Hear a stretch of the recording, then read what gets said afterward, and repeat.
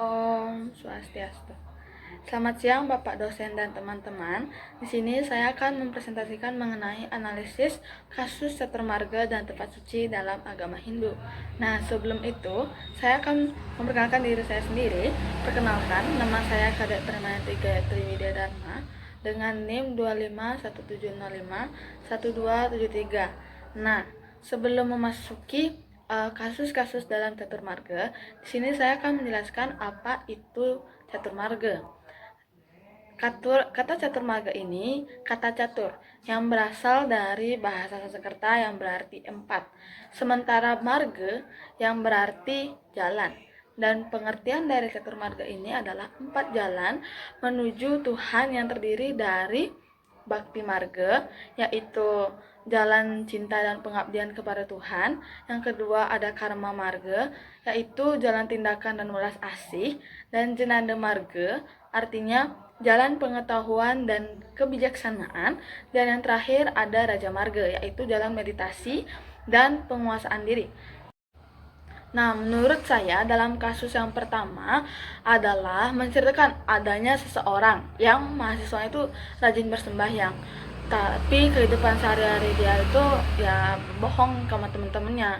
Kalau dianalisis berdasarkan konsep bakti marga, sembahyang merupakan salah satu bentuk pengabdian kepada Tuhan. Namun ini tidak hanya ditetapkan hanya melalui ritual keagamaan, tetapi bersikap baik dalam kehidupan sehari-hari pun juga berpengaruh. Dalam ajaran agama Hindu, bersikap jujur dan perilaku baik sesama manusia merupakan salah satu bagian penerapan dari karma marga, yaitu melakukan perbuatan yang baik dan benar. Oleh karena itu, perilaku mahasiswa ini belum sepenuhnya mencerminkan bagaimana ajaran catur marga karena masih terdapat ketidaksamaan secara melakukan persembahyaan sehari-hari dengan perilaku sehari-harinya. Kasus kedua adalah menjelaskan bahwa generasi muda yang sekarang datang ke pura hanya untuk berfoto-foto tanpa memahami nilai-nilai spiritual dalam tempat suci. Nah, fenomena ini dapat saja terjadi karena ada kekurangan pada generasi muda untuk memahami nilai-nilai spiritual. Selain itu, adanya pengaruh media sosial juga dapat membuat tempat suci ini hanya dipandang menarik untuk digunakan sebagai berfoto lalu diunggah di media sosial masing-masing.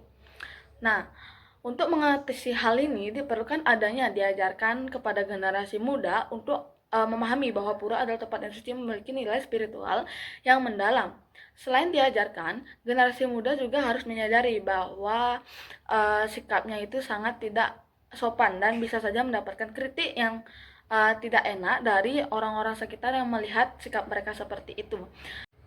Melalui adanya pendekatan mengenai bakti marga, generasi muda dapat diajak untuk lebih memahami arti sembahyang dan pengabdian kepada Tuhan. Setelah mereka tidak hanya datang ke pura tempat berfoto, namun mereka berkumpul tapi juga sebagai tempat untuk generasi muda dalam meningkatkan kesadaran spiritualnya. Pada kasus yang ketiga adalah menjelaskan bahwa adanya sekelompok mahasiswa sedang melakukan kegiatan bakti sosial dengan cara membersihkan area pura yang kotor setelah adanya upacara keagamaan. Kegiatan tersebut merupakan salah satu contoh penerapan karma marga, yaitu melakukan tindakan atau pekerjaan yang baik berupa adanya mengharapkan suatu imbalan.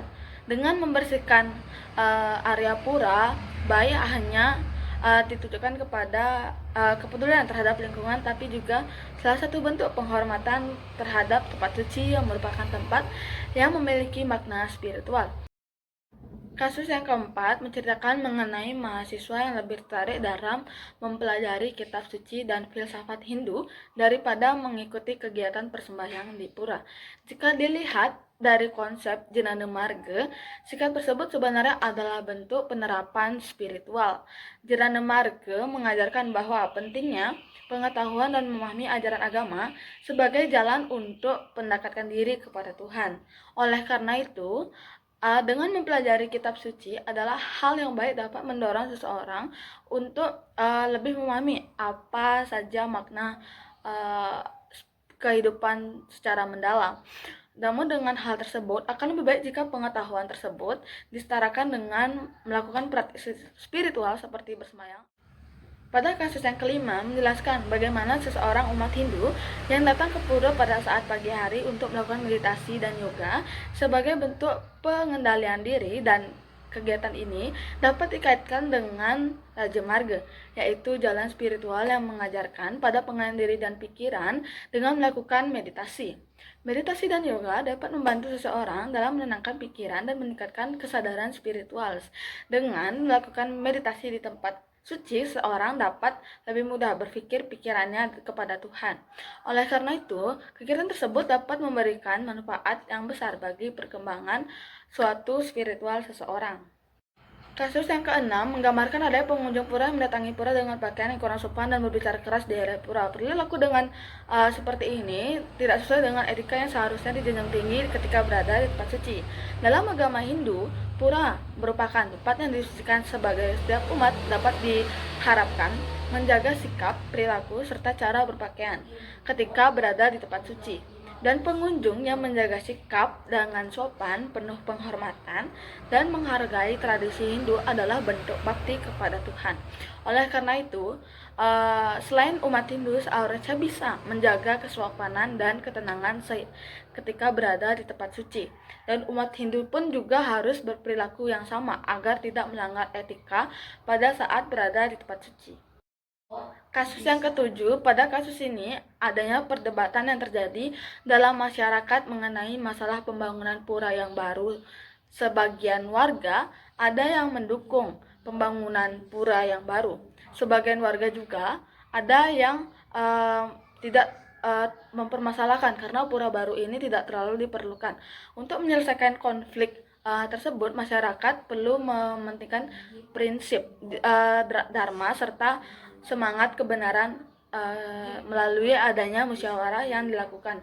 Masyarakat dapat membicarakan bagaimana ada solusi yang terbaik yang dapat diterima oleh semua pihak.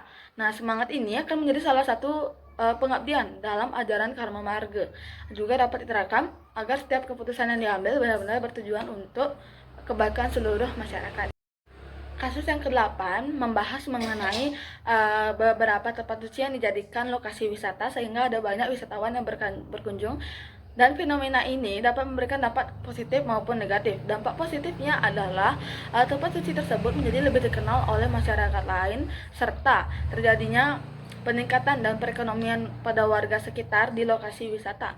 Namun, pada dampak negatifnya adalah banyaknya wisatawan yang dapat menimbulkan masalah jika tidak dikendalikan dengan baik, seperti berkurangnya kesucian ataupun perilaku yang kurang menghormati tempat suci. Oleh karena itu, perlu adanya tujuan yang tegas dan jelas agar kesucian pura tetap terjaga dengan baik. Kasus yang ke-9 ini menjelaskan mengenai seseorang yang rajin sembahyang di pura tetapi kurang peduli dengan kehidupan sosial di masyarakat. Dalam ajaran Caturmarga, kehidupan spiritual ini seharusnya dijalankan dengan seimbang. Seseorang tidak hanya perlu melakukan sembahyang tetapi juga harus peduli dengan sesama manusia dan lingkungan sekitarnya. Melalui adanya Karma Marga, umat Hindu diajarkan untuk selalu melakukan perbuatan yang baik dan membantu orang lain. Oleh karena itu, dengan praktik spiritual seharusnya tidak hanya berfokus pada ritual keagamaan, tetapi juga harus diwujudkan dalam kehidupan sehari-hari. Kasus yang terakhir membahas mengenai beberapa pura yang dikenal sudah lama yang mengalami kerusakan karena kurangnya perhatian dari masyarakat dan generasi muda.